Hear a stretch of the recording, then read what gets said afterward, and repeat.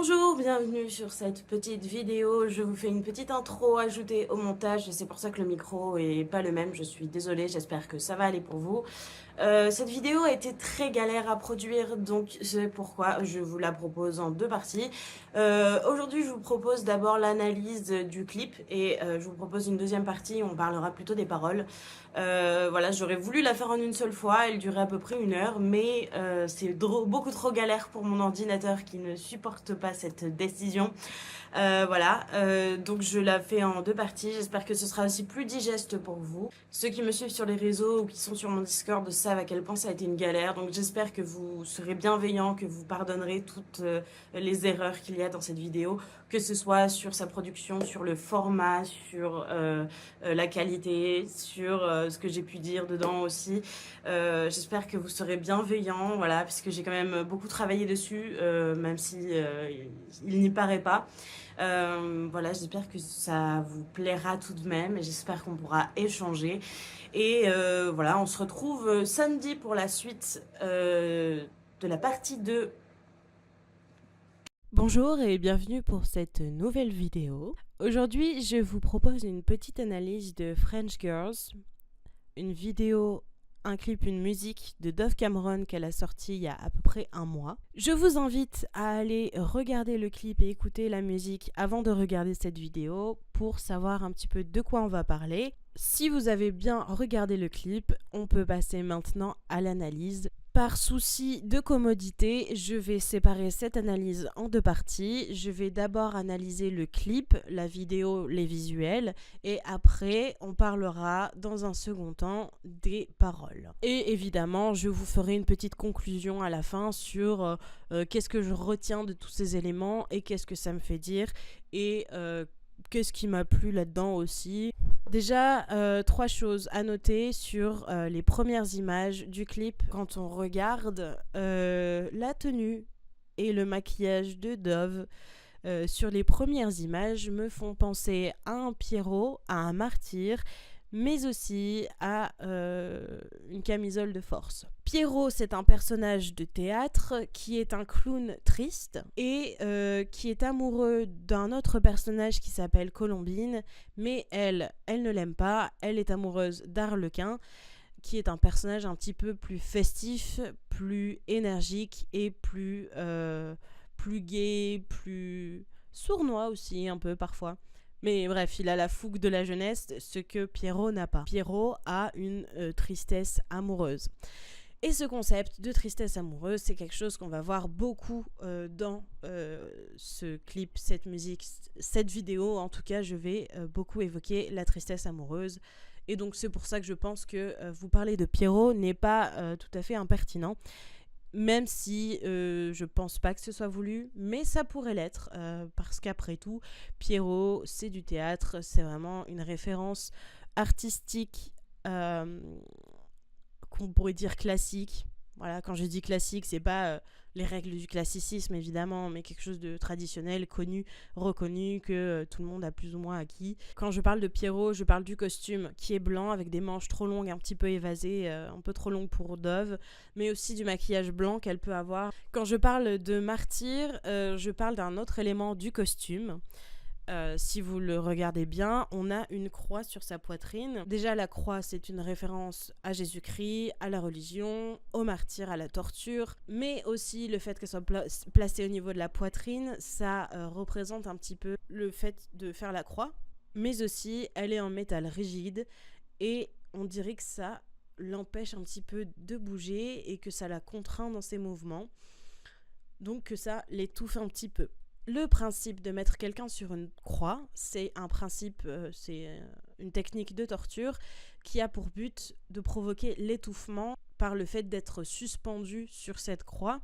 Placer une croix sur la poitrine qui donne cet effet d'étouffement, ça évoque la technique de la croix comme technique de torture. Et donc je pense que c'est une référence encore plus évidente au Christ. Le Christ, à retenir, c'est un martyr. Un martyr, c'est quelqu'un qui va se sacrifier alors qu'il n'a rien commis, qu'il est totalement innocent, mais qui va se sacrifier pour l'honneur, le nom, le bonheur des autres. Dans tout ce clip et toute cette musique, on va voir l'idée de Muse comme un martyr qui va se sacrifier, qui va souffrir pour le poète. Et au-delà de ça, on a un peu cet aspect bizarre BDSM où c'est érotique et en même temps un petit peu bizarre, parce qu'on a cette idée d'être contraint, mais en même temps c'est un petit peu érotique quand on voit sa position, c'est très ambigu. Donc pour moi, je pense que ça représente la dualité de la muse comme étant l'amour du poète, de l'artiste, mais aussi le fait qu'elle soit sacrifiée, la douleur, la souffrance, d'où le côté un peu BDSM du truc. Et quand je parle de camisole de force, si on reprend l'idée du poète antique, le poète antique, c'est celui qui va être inspiré par les dieux avec l'intermédiaire de la muse. Il est fou, il est incompris parce que justement il est inspiré directement des dieux et que du coup personne ne le comprend. Et donc, c'est un fou, et donc camisole de force. Il y a dans cette partie, je pense, un petit foreshadowing de la part de Dove. Dans son précédent clip Too Much, quand elle fait des performances live, elle est, au début de la performance, sa tête est positionnée confondue autour de plein d'autres masques, des visages en plâtre. Et le visage en plâtre, dans ce clip, la French Girls, il est partout. Dans le clip de French Girls, elle regarde le masque, puis après, elle nous regarde nous, elle regarde la caméra, un petit peu en nous disant « Vous voyez le masque ? Vous voyez ? Je vous avais prévenu, on allait le revoir ce masque. » Ensuite, si on avance un petit peu, on a un procédé au niveau du visuel, pas dans ce qui est filmé, mais comment c'est monté, que je trouve très intéressant. Vous allez le comprendre, dans ce clip et cette vidéo, les références artistiques, culturelles sont évidentes, des références plutôt européennes ou même françaises, French Girls, donc à l'art français, et un principe d'art qui n'est pas forcément que français mais qui est beaucoup utilisé, c'est le triptyque. Pour ceux qui ne savent pas, c'est l'idée de séparer une œuvre d'art en trois.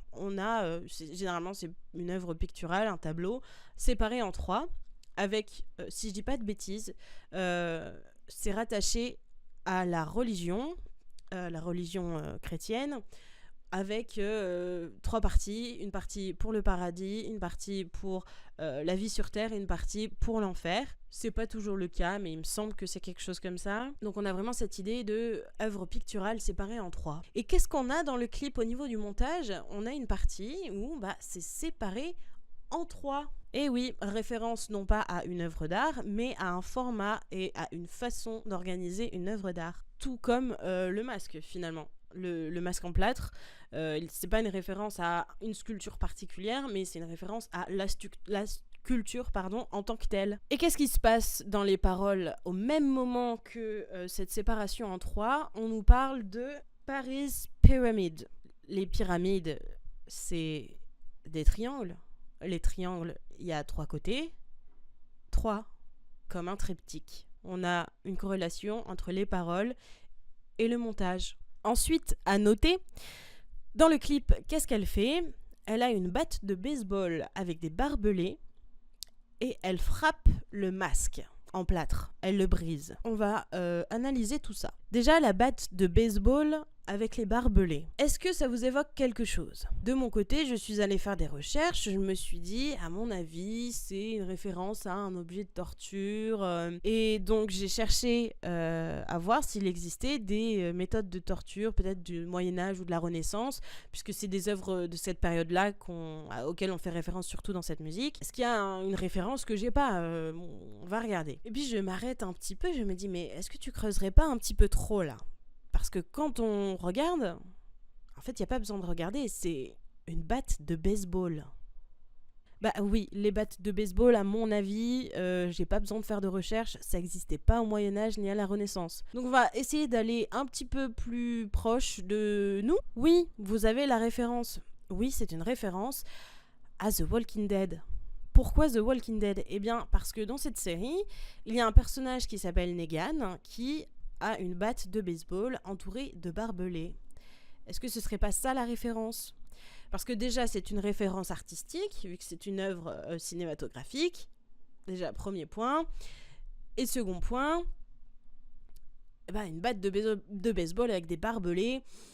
Bon, à mon avis, la référence est évidente. Je vous avoue, je n'ai pas vu la série, mais je connaissais quand même cet élément. Et donc j'ai fait quelques petites recherches sur cette batte de baseball, et j'ai vu qu'elle avait un nom. C'est celui de la femme de Negan. Là, c'est un objet de torture, de menace, qui porte le nom d'un être aimé. Est-ce qu'on n'aurait pas une référence ici entre l'objet de torture, la souffrance, la douleur, et l'être aimé ? L'idée d'un martyr qui souffre par amour pour quelqu'un d'autre. Cet objet sert comme objet de torture, et en même temps, c'est un objet d'amour. Et là, on a un renversement. C'est pas la femme qui va être torturée, mais c'est elle qui devient l'objet de torture. C'est l'amour qui devient l'objet qui fait mal et qui fait souffrir. Et en même temps, Dove demande à ce qu'on se souvienne d'elle en échange de se donner entièrement à son poète. Donc on a un petit peu cette idée-là aussi, de se sacrifier en échange du souvenir. Et ça, c'est un concept dont on va parler, le memento mori, qui veut dire « souviens-toi que tu vas mourir », qui trouve une alternative. Donc on va tous mourir, oui, on va finir par disparaître, mais on reste immortel si jamais un poète veut bien faire de nous une œuvre d'art. Là, c'est un petit peu la même chose. Lucille est morte, mais elle existe toujours à travers la batte de baseball qui porte son nom, même si c'est un petit peu glauque, parce que du coup, c'est pas une œuvre d'art, mais c'est plus une arme. Mais en soi, son souvenir existe toujours, parce que dans son amour, Negan l'a changé en une œuvre d'art. Ensuite, on a une pause où Dove se tient de cette façon. Et à mon avis, c'est une référence picturale évidente. Donc, soit une référence à une peinture, soit une sculpture. Mais j'ai cherché, je ne l'ai pas trouvé. Mais je pense qu'il y a quelque chose qui existe où le personnage a vraiment exactement la même position. Mais j'ai pas trouvé. Si jamais vous l'avez, n'hésitez pas à la partager, parce que de mon côté, je suis un petit peu frustrée de ne pas la retrouver. Mais au-delà de ça, le fait qu'une femme porte une tête décapitée dans ses mains, donc le masque, on le prend pour une tête décapitée, moi ça me fait penser à autre chose. Ça me fait penser à une œuvre d'art qui s'appelle Fille de Thrace portant la tête d'Orphée sur sa lyre. Si je vous explique, le mythe d'Orphée, c'est un mythe antique dans lequel Orphée est amoureux d'une femme qui s'appelle Eurydice. Ils font un petit pique-nique, Eurydice se fait mordre par un serpent, elle meurt. Et donc le petit Orphée, qui est un poète, qui a une lyre et qui fait des jolies chansons, se dit « Non, mais moi, Eurydice, je l'aime, je vais aller la chercher jusque dans les enfers. » Donc c'est ce qu'il fait. Et après son périple, il arrive devant Hadès et lui demande à récupérer l'amour de sa vie. Hadès lui dit « D'accord, très bien, mais à condition que tu arrives à ressortir avec Eurydice, vous refaites tout le voyage, mais tu n'as pas le droit de la regarder et évidemment, vous n'avez pas le droit de parler. Tu peux pas lui dire « Est-ce que tu es là ?» Ce serait de la triche. Donc, tu dois sortir, elle te suit.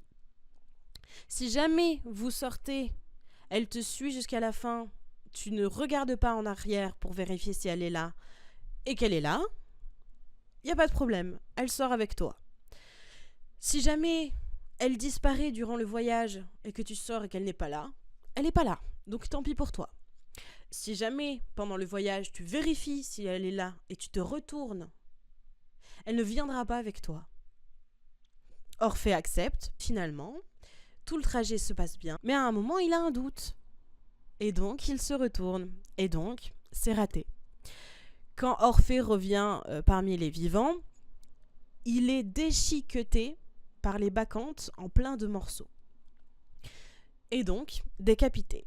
Une jeune fille aurait entendu sa tête continuer de chanter, sûrement chanter en l'honneur d'Eurydice, récupère sa tête, et donc on a ce tableau avec une jeune fille qui tient la tête d'Orphée sur sa propre lyre. Et donc c'est à ce tableau que je pensais. Pour revenir sur les bacchantes, celles qui le démembrent, les bacchantes, ce sont un petit peu les fanatiques du dieu Dionysos. Et Dionysos, c'est le dieu de l'art dans la mythologie. Donc on a une double référence au concept d'art avec la présence des bacchantes de ce dieu de l'art, mais aussi avec le mythe d'Orphée en lui-même qui parle de l'amour à sa muse qui lui permet de créer son art. Donc je ne sais pas si c'était une référence voulue, mais en tout cas, à mon avis, vous en parler me paraît pertinent puisque ça évoque des concepts dont on parle dans la musique. Et je trouvais ça intéressant de vous les partager. Mais aussi, ce mythe d'Orphée permet un petit rappel à un concept, celui de déchirement, de mettre en pièces quelque chose, de quelque chose qui s'effrite, avec le fait qu'il soit démembré lui-même, mais aussi dans le clip, on a beaucoup ce concept-là. Déjà, Dove, elle détruit un des masques en plâtre, mais aussi son maquillage. Des fois, elle a un maquillage avec la peau blanche qui a l'air un petit peu de s'effriter. Dans les paroles aussi. À un moment, Dove, dans les paroles, chante « So curve me to pieces ». Donc, si je traduis un petit peu, le principe, c'est de la mettre en pièces, quoi. Donc, on a un petit peu cette idée de déchirement. Donc, c'est pour ça que ça me paraissait intéressant comme comparaison. Pour résumer le concept de cette vidéo et de toute cette musique, il y a un passage du clip qui illustre très bien tout ça. À un moment où Dove a un maquillage naturel, on va dire. En tout cas, elle a la peau de la couleur de sa véritable peau. Et elle place un des plâtres devant son visage. Est-ce que ce serait pas une injonction, une demande à ce qu'on la rende œuvre d'art ? Le principe, c'est que si une muse est rendue œuvre d'art, c'est-à-dire qu'on la transforme en sculpture, qu'on en fait une peinture, et ben, quand elle va mourir, elle existera toujours à travers cette représentation d'elle. Ce dont je vous parlais tout à l'heure, le memento mori, souviens-toi que tu vas mourir. Donc cette idée, on la retrouve dans cette injonction à transforme-moi en œuvre d'art. Parce que si on regarde bien, au début, elle a la peau de la couleur de sa véritable peau, elle place le masque devant elle et après on a une image où elle a la peau un peu plus blanche. Et quand on regarde, la plupart des œuvres d'art, ce sont des sculptures qui ne sont pas de couleur. On utilise plutôt du marbre et le marbre c'est blanc et donc on a une sculpture blanche. Là, Dove, dans ce clip, se transforme en sculpture. On a aussi un passage, là je pense que c'est à prendre avec des pincettes. Je pense pas du tout que ce soit voulu, mais Dove tient le masque en plâtre avec ses mains et on voit ses doigts. Et je trouve que les doigts, ça fait un petit peu comme une méduse inversée. Méduse, c'est un personnage de la mythologie qui a des serpents sur la tête et si on la regarde, on serait transformé en pierre. Donc on deviendrait une statue. Vous avez compris. Parce qu'on a cette idée de transformer quelqu'un en pierre. La personne en chair est mortelle, mais si elle est transformée en pierre, elle est immortelle. Il suffit juste de ne pas la briser. Si on la brise pas, elle existera pour toujours. Donc elle sera immortelle, en un sens. En plus, Méduse, c'est un personnage de la mythologie antique. Et la mythologie antique, c'est déjà en tant que telle des œuvres d'art, des références et des inspirations pour la Renaissance qui est la période, on va dire, la plus connue quand on parle d'œuvres d'art classiques en France, en Europe. Méduse à l'origine, ce n'est pas un monstre comme tel, c'est une femme, comme vous et moi, une mortelle, qui se fait violer par Zeus dans le temple d'Athéna, et Athéna n'apprécie pas trop, donc elle la transforme en Méduse. Donc là, déjà, grosse injustice. La sororité, on passe au-dessus. Vers 2 minutes 02, il y a un petit passage où Dove se griffe le visage. Je pense que c'est une référence cinématographique, mais que je n'ai pas. Je vous promets, j'ai essayé de chercher, mais j'ai pas trouvé. Si jamais vous savez de quoi je parle et vous avez la référence, n'hésitez pas à la partager, ça me ferait vraiment très plaisir de savoir. Il se passe ceci. Dove se griffe le visage. Mais elle se griffe pas juste le visage. Elle se griffe de façon un peu frénétique. Quelque chose qui n'est pas contrôlé, mais qui est un peu obligé. Petite conclusion pour cette première partie. J'espère que ça vous a plu et que ça vous donne envie de voir la suite où on parlera des paroles. Ça sort samedi, normalement, si tout va bien. Si j'ai réussi à résoudre mon problème et que tout se passe au mieux comme j'ai prévu cette solution. Et on se retrouve samedi, donc si ça vous plaît pour la suite, n'hésitez pas.